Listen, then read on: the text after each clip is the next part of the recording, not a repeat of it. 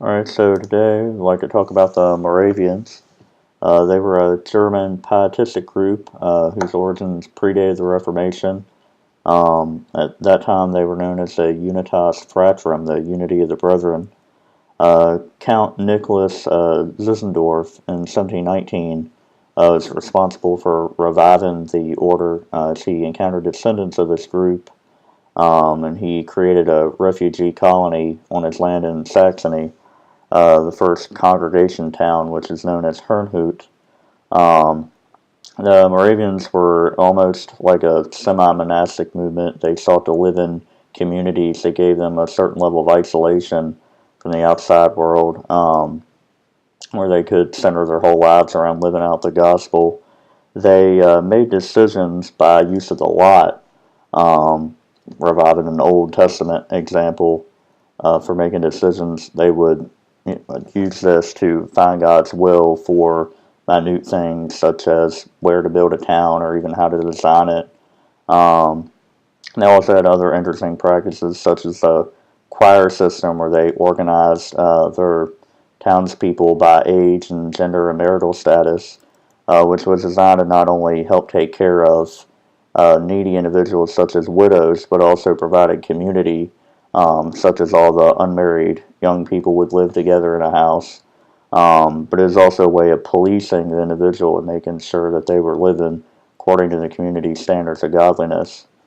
On the American frontier, they developed a form of communal living that was a little different than the congregation town, where they would uh, basically everyone would put in a certain amount of time and labor in exchange for food and clothing and shelter.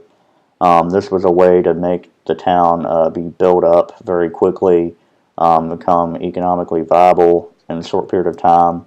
They called this system the economy, and it was really a temporary system set to sort of get the town going, and they would disband it after a period of time and move to a more normal town life, still, of course, centered around the church and the choir communities.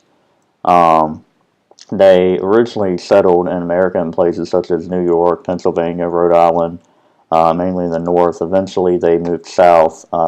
In one place was the area around Salem, North Carolina, which they called Wachovia. This ended up placing them right in the middle of the fighting between the British and the Americans in the final phases of the Revolution. For instance, Guilford Courthouse is only about 20 miles from Salem. Both armies would often pass through the area and would either loot the town through intimidation, taking supplies and food from the townspeople. But there were also positive examples of their interactions with armies, whereas the townspeople would open their homes as hospitals and would care for injured on both sides.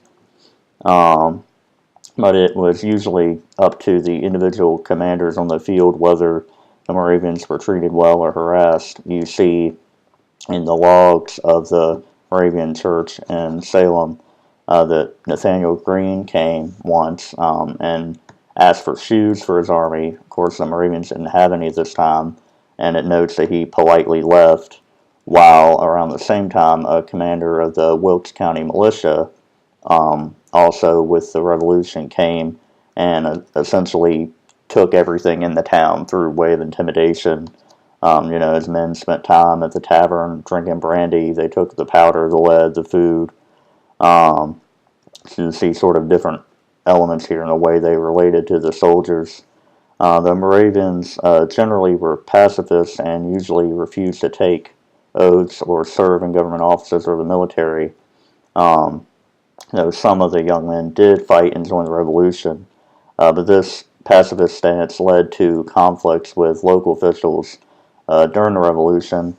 Members were often forced to take the Test Act oath, which was an oath of loyalty to the Continental government, and sometimes the young men were forced into service in the militias or would have to pay a steep tax to avoid that. Um, Despite of this, the Moravians in the Wachovia area, most of them did hope for the success of the revolution. And they even began very early on, just 3 days after Declaration of Independence, commemorating the new government in their prayer services as opposed to the earlier practice of commemorating the king.